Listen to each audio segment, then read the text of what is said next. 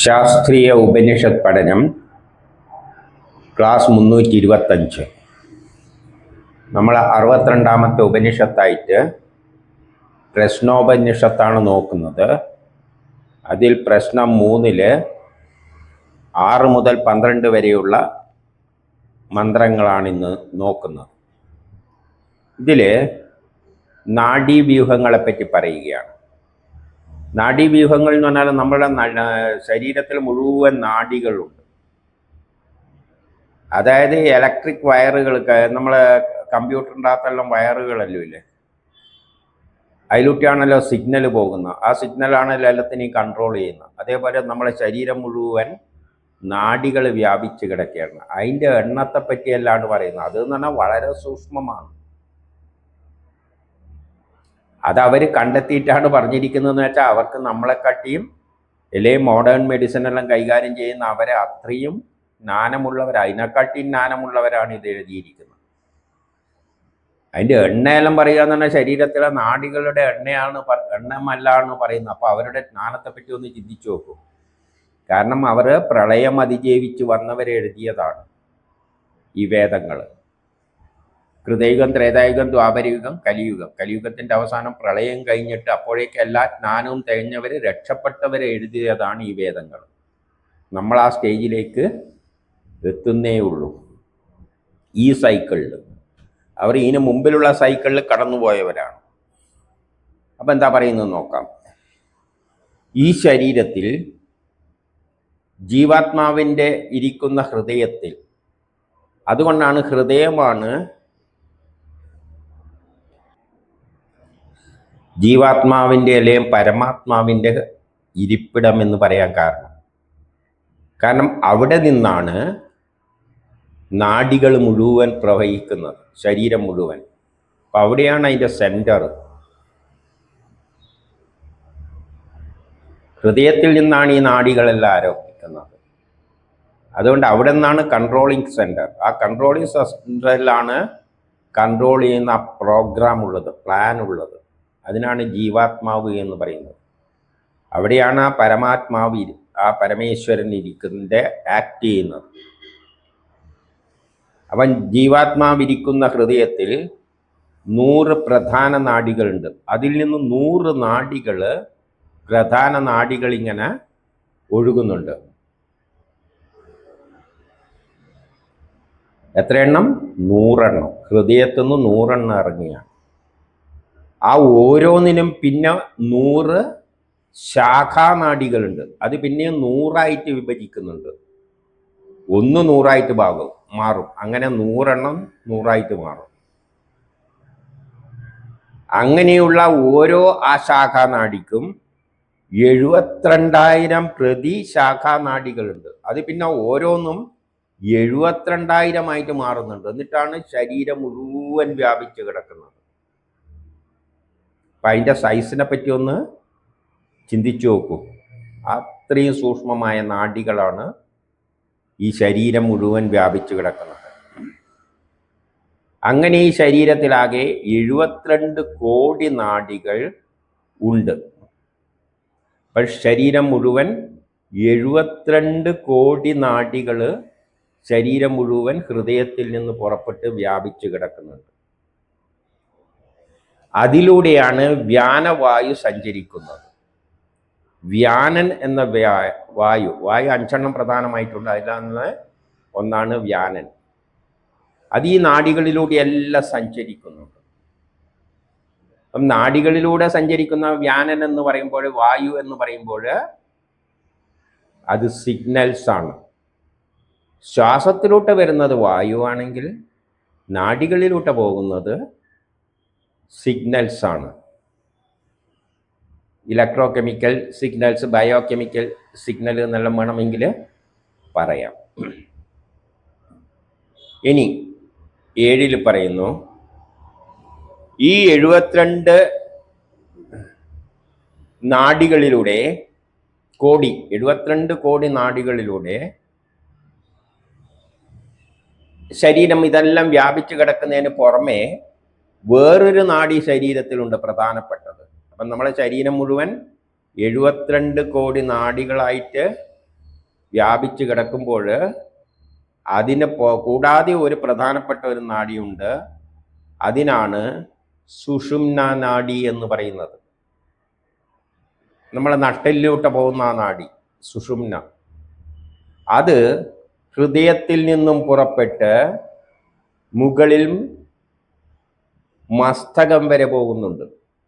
അതും ഹൃദയത്തിൽ നിന്നാണ് അതിൻ്റെ സ്റ്റാർട്ടിങ്. അത് എവിടെ വരെ പോകുന്നു? മസ്തകം വരെ പോകുന്നു.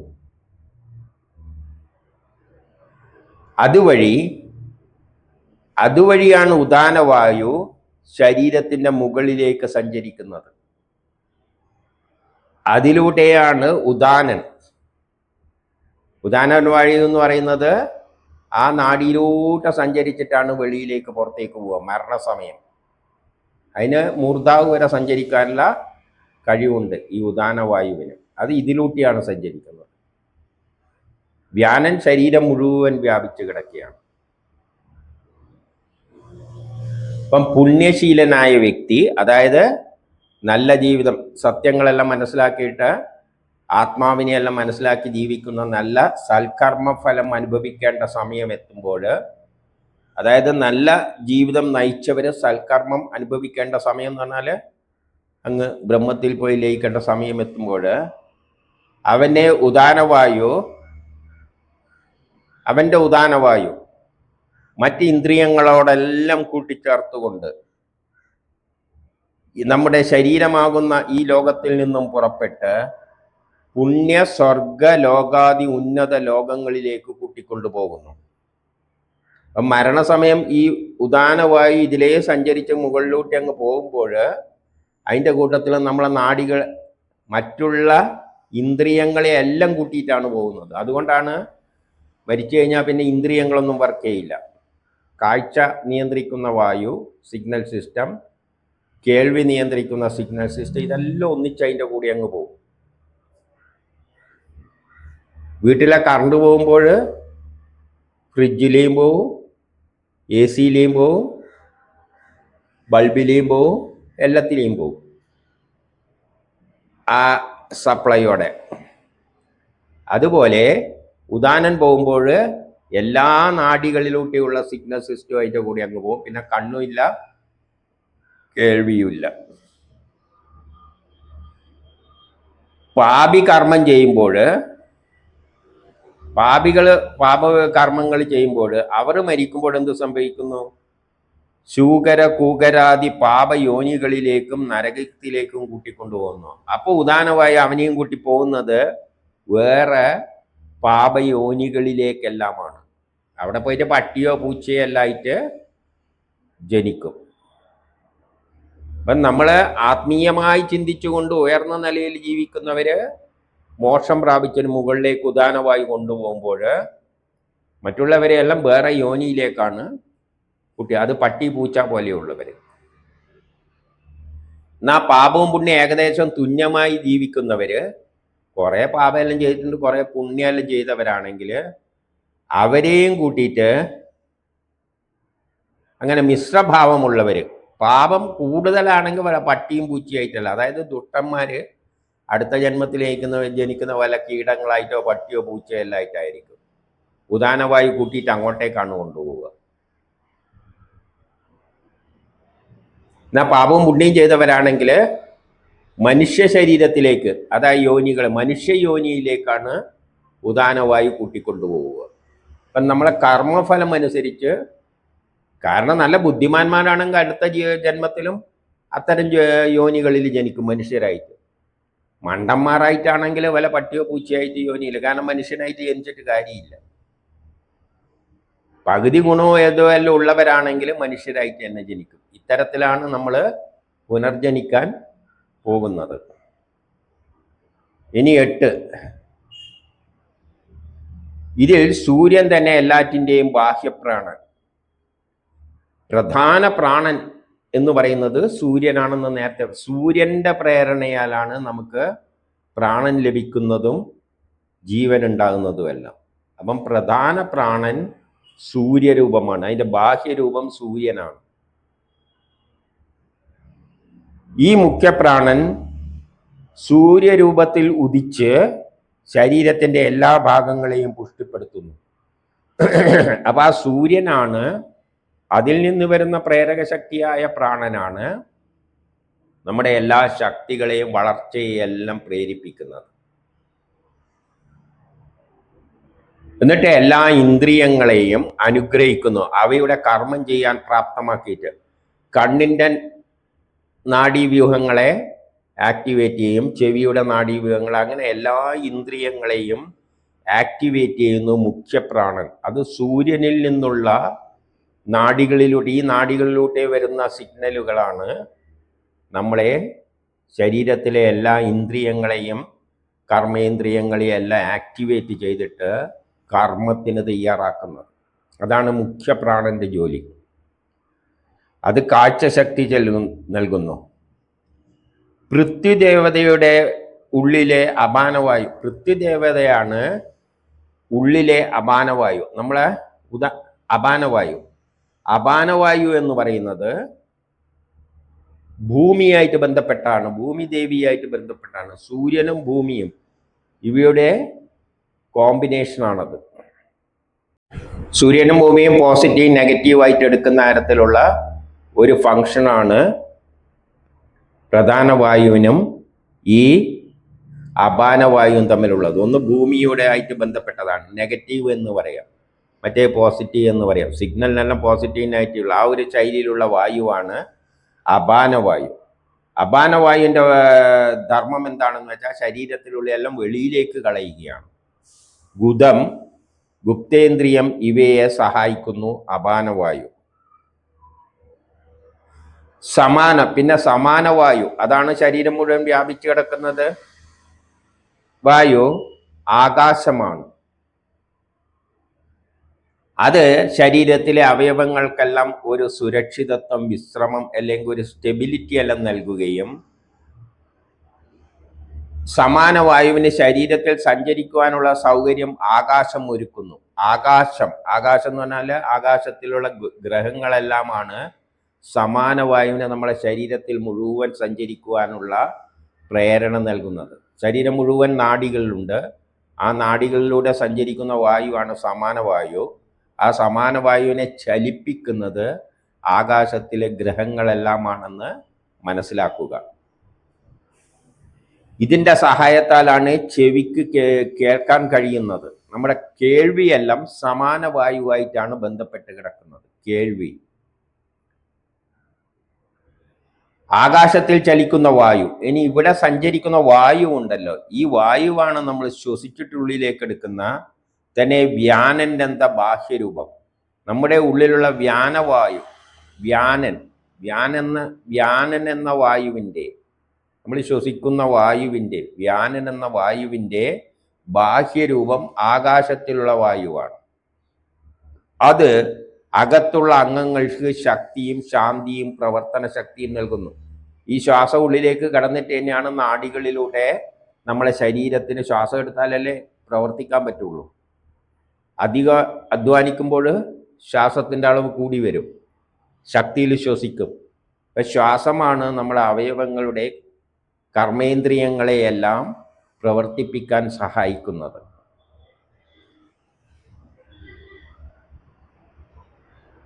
എന്നിട്ടോ ഉള്ളിലെ വ്യാനവായുവിനെ നാഡികളിൽ കൂടി നയിക്കുകയും ത്വക്കിന് സ്പർശന ശക്തി നൽകുകയും ചെയ്യുന്നു. അതാണ് നമ്മുടെ ത്വക്കിനെല്ലാം സ്പർശന ശക്തിയെ നിയന്ത്രിക്കുന്നത്. ആ സിഗ്നൽ സിസ്റ്റത്തിൻ്റെ എല്ലാം ശരീരം മുഴുവൻ വ്യാപിച്ചു കിടക്കുകയല്ലേ ത്വക്ക്.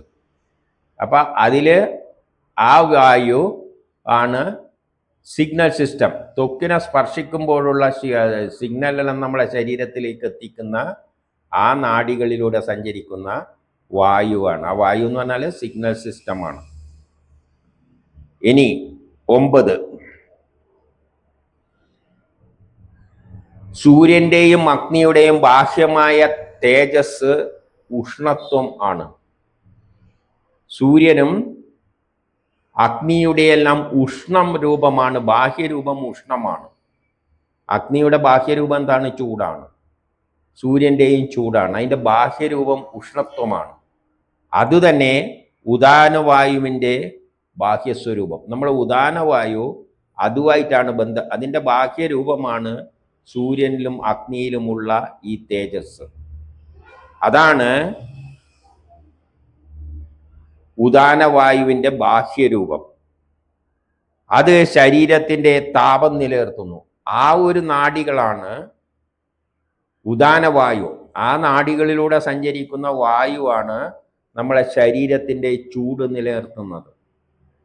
ഒരു പ്രത്യേക ചൂട് ശരീരത്തിന് വേണ്ടല്ലോ, അതില്ലാതായി പോയി കഴിഞ്ഞാൽ നമ്മൾ മരിച്ച്. അപ്പോൾ അവൻ്റെ ശരീരത്തിൽ നിന്നും ഉദാനവായു പുറത്തേക്ക് പോയാൽ പിന്നെ ശരീരം ചൂടാകില്ല. അപ്പം നമ്മുടെ ചില നാഡികളാണ് ശരീരത്തിൻ്റെ ചൂടിനെ നിയന്ത്രിക്കുന്നത്. ആ നിയന്ത്രിക്കുന്ന നാഡികൾ പ്രവർത്തനം നിലച്ചാൽ ആ വായു, ഉദാനവായു അങ്ങ് പോയി കഴിഞ്ഞാൽ നമ്മുടെ ശരീരം ചൂടാവില്ല. അതോട് മരണം സംഭവിക്കും. നമ്മളെ ശരീരത്തിൻ്റെ ചൂട് നിലനിർത്തുന്ന ആ നാഡികളിലൂടെ സഞ്ചരിക്കുന്ന വായുവിനെയാണ് ഉദാനവായു എന്ന് പറയുന്നത്. അതായത് മരണസമയം ഉദാനവായു, മരിക്കുമ്പോൾ ഉദാനവായു എന്ത് ചെയ്യും? ശരീരത്തിൻ്റെ ചൂട് ഇല്ലാതാക്കുന്നു. അപ്പോൾ ജീവാത്മാവ് മനസ്സിൽ വിലീനമായ ഇന്ദ്രിയങ്ങളെ, അപ്പം ഉദാനവായു ഇങ്ങ് വലിഞ്ഞു വരുമ്പോൾ നമ്മളെ ശരീരമെല്ലാം തണുക്കാൻ തുടങ്ങും. അപ്പോഴും മനസ്സിലാണ് എല്ലാ ഇന്ദ്രിയങ്ങളും ഇന്ദ്രിയങ്ങളെല്ലാം എവിടെ വെച്ചിട്ടാണ്? മനസ്സിലാണ് കേന്ദ്രീകരിച്ചിരിക്കുന്നത്. അവിടെ ഹൃദയത്തിലാണ് ജീവാത്മാവുള്ളത്. അപ്പം ജീവാത്മാവ് ചൂടിങ് പോകുമ്പോൾ ബാക്കിയുള്ള ഇന്ദ്രിയങ്ങളെല്ലാം മനസ്സിലേക്ക് കേന്ദ്രീകരിക്കും. അവിടെ വെച്ച് ജീവാത്മാവ് ഇവയെല്ലാം കൂട്ടിയിട്ട് പുറത്തേക്ക് പോകും. എവിടെയെന്ന് പറഞ്ഞാൽ സ്വർഗത്തിലേക്കോ അല്ല വേറെ വല്ല യോനികളിലേക്കോ പോകാൻ വേണ്ടിയിട്ട് ഇരിക്കും. അപ്പോൾ അത് ഇന്ദ്രിയങ്ങളെ, മറ്റുള്ള എല്ലാ ഇന്ദ്രിയങ്ങളെയും കൂട്ടിച്ചേർത്തുകൊണ്ട് ഉദാനവായുവോടുകൂടി മറ്റു ശരീരം തേടി പോകുന്നു. വേറെ ജനനത്തിന് വേണ്ടിയിട്ട് അതെല്ലാം കൂടിയിട്ട് ഒന്നിച്ചങ്ങ് വിട്ടുപോകും. പിന്നെ ഇതല്ല ഈ വായുക്കൾ, അതായത് സിഗ്നൽ സിസ്റ്റം, നമ്മളെ റേഡിയോയിലോട്ടുള്ള സപ്ലൈ അങ്ങ് പോയി കഴിഞ്ഞാൽ ബാക്കിയുള്ള എല്ലാം നിശ്ചലമാകുകയല്ലേ. പിക്ചർ ട്യൂബും സൗണ്ടും എല്ലാം അങ്ങ് പോകും, ടപ്പും ചെല്ലി നിൽക്കും. അതുപോലെ നമ്മളെ വായുക്കളെല്ലാം ഉദാനവായു മറ്റുള്ളതിനെല്ലാം കൂട്ടിയിട്ട് ജീവാത്മാവിൻ്റെ അടുത്തെത്തി, ജീവാത്മാവ് ഇതിനെയും കൂട്ടിയിട്ട് മുഖ്യ പ്രാണൻ പുറത്തേക്ക് പോകുമ്പോൾ, പുറത്തേക്ക് പോയി എവിടത്തേക്കാണ് പോകുന്നത്? വേറെ വല്ല ശരീരത്തിലേക്കും. അപ്പോൾ ഈ ശരീരം എന്തായി? ഇല്ലാതെ ആയി. ഇനി 10 മരിക്കുന്ന സമയത്ത് എന്ത് സങ്കല്പം ഉണ്ടാകുന്നുവോ, അല്ലെങ്കിൽ മരിക്കുന്ന സമയത്ത് ഏതെന്ന് ഭാവന ചെയ്യുന്നുവോ, ആ സങ്കല്പത്തോടുകൂടിയ മനസ്സ് ഇന്ദ്രിയങ്ങളെയും കൊണ്ട് മുഖ്യ പ്രാണനിൽ സ്ഥിതി ചെയ്യും. അപ്പം മരിക്കുന്ന സമയത്ത് നമ്മളെ മനസ്സെല്ലാം ആക്റ്റീവായിരിക്കും, ഇന്ദ്രിയങ്ങളെല്ലാം ആക്റ്റീവായിരിക്കും. ആ സമയത്ത് മനസ്സിലൊരു സങ്കല്പം ഉണ്ടാവുമെന്ന് പറഞ്ഞാൽ അത് നമ്മൾ ഉണ്ടാക്കിയെടുക്കുന്നതല്ല. ഇനി അടുത്ത ജന്മത്തിൽ എന്താണോ നമ്മൾ ചെയ്യാൻ ഉദ്ദേശിക്കുന്നത് അത് നമ്മളെ മനസ്സിലൂടെ കയറി വരും. ഇതാണ് ഇനി ചെയ്യേണ്ടത് എന്നുള്ളത്. അപ്പൊ അപ്പോഴുള്ള നമ്മളെ മനസ്സിലെ സങ്കല്പം, നമ്മളിപ്പം പുതിയൊരു ജോലിക്ക് പോകുമ്പോൾ മനസ്സിൽ സങ്കല്പം, ഇനി പാടം ചെന്ന് ഇന്ന ചെയ്യണം എന്നെല്ലാം ചിന്തിക്കൂലേ? അതുപോലെ ശരീരം മരിക്കാൻ പോകുമ്പോൾ നമ്മളെ മനസ്സിലോട്ട് അടുത്ത് ഇവിടുന്ന് വിട്ടിട്ട് ഇനി എവിടെ പോയിട്ടാണ് നമ്മൾ പാരവെപ്പെല്ലാം തുടങ്ങേണ്ടതെന്നുള്ള കാര്യം മനസ്സിലോട്ട് ഇങ്ങനെ വരും. ഏത് ജീവിയായിട്ട് ജനിച്ചിട്ട് അവിടെ കിടന്ന് എന്തെല്ലാം വിക്രിയകൾ കാണിക്കണം എന്നുള്ള ചിന്തയെല്ലാം ഇങ്ങനെ ഭാവനയിൽ വരും. അതാണ് അപ്പോഴുള്ള സങ്കല്പം. സങ്കല്പത്തിൽ നിന്നാണ് പുതിയൊരു സൃഷ്ടി ഉണ്ടാകുന്നത്. അപ്പം അന്തിമ സമയത്ത് എന്ത് ഭാവന ഉണ്ടാകുന്നു അത് കയറി വരുന്നതാണ്. ആ സങ്കല്പത്തോടുകൂടി മനസ്സ് ഇന്ദ്രിയങ്ങളെയെല്ലാം കൂട്ടും. ആ മനസ്സിലേക്ക് ബാക്കിയുള്ള ഇന്ദ്രിയങ്ങളെല്ലാം തിരിച്ചു വരും. കണ്ണും മൂക്കും എല്ലാം പ്രവർത്തിപ്പിക്കുന്ന കണ്ണു പോകുന്നല്ല അർത്ഥം. കണ്ണിനെ പ്രവർത്തിപ്പിക്കുന്ന, ചെവിയെ പ്രവർത്തിക്കുന്ന നാഡീവ്യൂഹങ്ങളിലെ സിഗ്നലെല്ലാം മറ്റു വായുക്കളെല്ലാം മനസ്സിൽ വന്നു ചേരും. ഇനിയോ അത് എന്നിട്ട് മുഖ്യ പ്രാണനിൽ, ആദ്യം പ്രാണം വന്നിട്ടാണ് പല 5 പ്രധാന പ്രാണനായിട്ട് എല്ലാത്തിനും വീതിച്ചു കൊടുത്തത്. മരിക്കുന്ന സമയത്ത് ഇതെല്ലാം മുഖ്യപ്രാണനിൽ വന്നങ്ങ് ചേരും. മുഖ്യപ്രാണൻ ഉദാന വായുവായിട്ട് ചേർന്ന് മനസ്സ്, ഇന്ദ്രിയം ഇവയുമായിട്ട് ഒന്നിച്ചിട്ട് ജീവാത്മാവിനോടുകൂടി ആ പ്ലാൻ, നമ്മളെ ഹൃദയത്തിലുണ്ടായിരുന്ന പ്ലാനോടുകൂടി അവസാന ചിന്തകൾക്കനുസരിച്ച ലോകത്തേക്കോ യോനികളിലേക്കോ പോകുന്നു. അവസാനം എന്ത് ചിന്തയാണ് ഉണ്ടാകുന്നത്? ഇനി നമുക്ക് പുനർജന്മമൊന്നുമില്ല, ജീവിതം പൂർണ്ണമായെങ്കിൽ ഇനി ജനിക്കേണ്ട ആവശ്യമില്ലെങ്കിൽ നേരെ അങ്ങേക്ക് സ്വർഗലോകത്തിലേക്ക് അങ്ങേക്ക് പോകും, പരമാത്മാവിലേക്ക്. അല്ലാ സങ്കല്പം ഇനി പട്ടിയായിട്ട് ജനിക്കണം എന്നാളാണെങ്കിൽ പട്ടീൻ്റെ യോനിയിലേക്ക് പോകും. മനുഷ്യരിലേക്കാണെങ്കിൽ അവസാന ചിന്ത എന്താണോ വന്നിരിക്കുന്നത് അതിനനുസരിച്ച് ആ യോനിയെ തേടിയിട്ട് ഇറങ്ങി അങ്ങ് പോകും. ആ ലോകത്തിലേക്കോ യോനികളിലേക്കോ പോകുന്നു.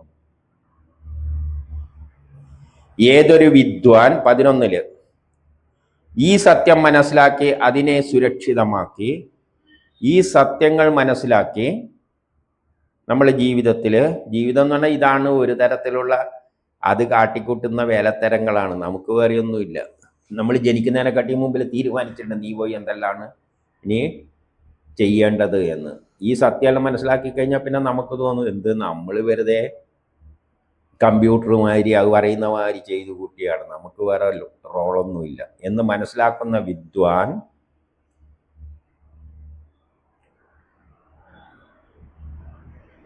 എന്ത് ചെയ്യുന്നു? ഈ സത്യം മനസ്സിലാക്കി അതിനെ സുരക്ഷിതമാക്കി വെച്ചാൽ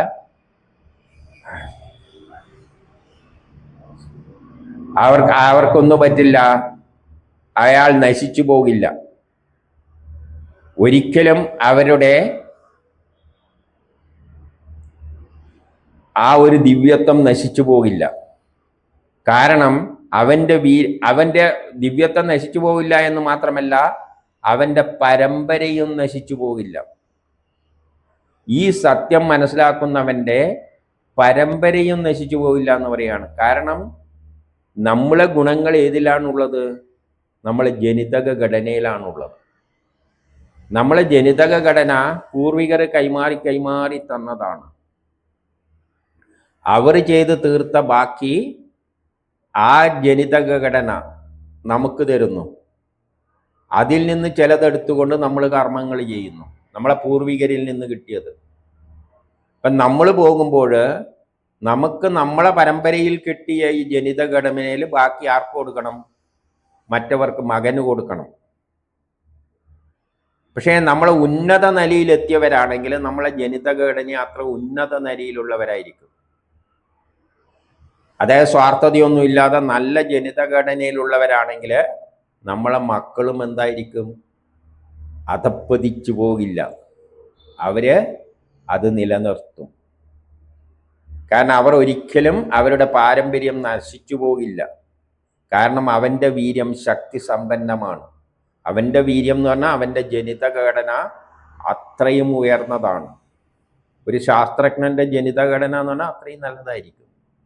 മക്കൾക്ക് കൊടുക്കുമ്പോൾ അതിൻ്റെ കുറേ ഗുണങ്ങൾ അതിൻ്റെ അകത്തുനിന്ന് എടുത്തിട്ടാണ് മകൻ വർക്ക് ചെയ്യുന്നത്. അപ്പം ആത്മീയതയോടടുത്ത ഒരു ചിന്താഗതി, ഈ സത്യമെല്ലാം, പ്രപഞ്ച രഹസ്യമെല്ലാം മനസ്സിലാക്കി മോക്ഷത്തിലേക്ക് അടുക്കുമ്പോൾ അവൻ്റെ ജനിതഘടന അത്രയും ഉയർന്നതായിരിക്കും. അപ്പോൾ അവൻ്റെ മക്കളും എന്തായിരിക്കും? ആ ഉയർന്ന നിലയിലേക്ക് അവർക്ക് നാശം സംഭവിക്കില്ല. അവർ പിന്നെ പട്ടിയും പൂച്ചയായിട്ടൊന്നും ജനിക്കേണ്ടി വരില്ല. അവർ മനുഷ്യരോ അല്ലെങ്കിൽ അതിൻ്റെ ഉപരിൽ ബ്രഹ്മസാക്ഷാത്കാരത്തിനോ അടുത്തവരായി മാറും. കാരണം അതുവഴി അവൻ്റെ ജീവിതം ധന്യമാകും. അങ്ങനെയുള്ളവർ ഒരു നിമിഷം പോലും ഭഗവാനിൽ നിന്നും മാറാതിരിക്കും.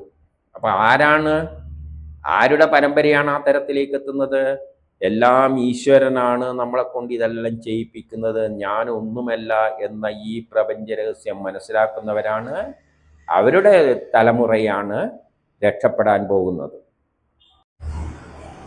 അവർക്ക് പിന്നെ ജനന മരണ ചക്രത്തിൽ പെടേണ്ടതായിട്ട് വരില്ല.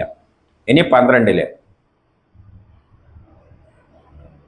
ഏതൊരു മനുഷ്യൻ പ്രാണൻ ഏതിൽ നിന്നും ഉണ്ടാകുന്നു എന്ന് ഗ്രഹിച്ച് ഈ പ്രാണൻ ഏതിൽ നിന്നാണ് ഉണ്ടാകുന്നത്? സൂര്യനിൽ നിന്നാണ് പ്രാണൻ വരുന്നത്. ഗ്രഹങ്ങളാണ് പ്രാണൻ എന്നൊരു പ്രതിഭാസം. സൂര്യനിലൂട്ടിയാണ് അത് ആക്ട് ചെയ്യുന്നത്. സൂര്യൻ തന്നെ ഏതിൻ്റെ ഒരു പ്രത്യക്ഷ രൂപമാണ്? ആ പരമാത്മാവിൻ്റെ പ്രത്യക്ഷ രൂപം. പരമാത്മാവിനെ നമുക്ക് കാണാൻ പറ്റില്ല, അല്ലെങ്കിൽ ബ്രഹ്മത്തെ കാണാൻ പറ്റില്ല. അത് പ്രത്യക്ഷമായിരിക്കുന്നത് സൂര്യൻ എന്ന ഒരു അതിലൂടെയാണ് പ്രത്യക്ഷമായിരിക്കുന്നത്. അതാണ് നമുക്ക് പ്രാണൻ നൽകുന്നത്. ആ സത്യം മനസ്സിലാക്കുന്നവര് അത് ശരീരത്തിലെ അതിൻ്റെ വ്യാപ്തിയെ പറ്റിയുള്ള ജ്ഞാനവും ഗ്രഹിക്കുന്നുവോ, ആ ഒരു പ്രാണനാണ്, അതിൽ നിന്നുള്ള പ്രേരക ശക്തിയാണ് നമ്മളിൽ മുഖ്യ പ്രാണനായി വന്നുകൊണ്ട് പലതായി സ്പ്ലിറ്റ് ചെയ്തിട്ട് നമ്മളെ നാഡികളിലൂടെ നമ്മളെ നിയന്ത്രിച്ചു കൊണ്ടുപോകുന്നത്. അപ്പം എല്ലാം ആ ഗ്രഹങ്ങൾ, അതാണ് ജ്യോതിഷത്തിൻ്റെ അടിസ്ഥാനം.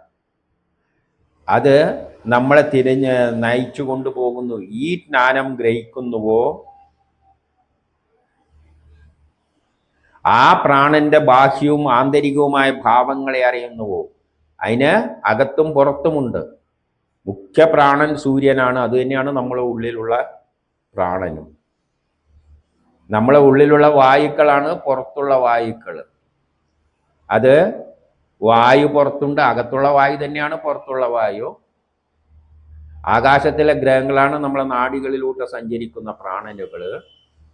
ഈ എല്ലാ സത്യങ്ങളും, ബാഹ്യവും ആന്തരികവുമായ എല്ലാ സത്യങ്ങളും മനസ്സിലാക്കുന്നവൻ അമൃതസ്വരൂപമായ ആ പരബ്രഹ്മ പരമേശ്വരനെ പ്രാപിക്കുന്നു.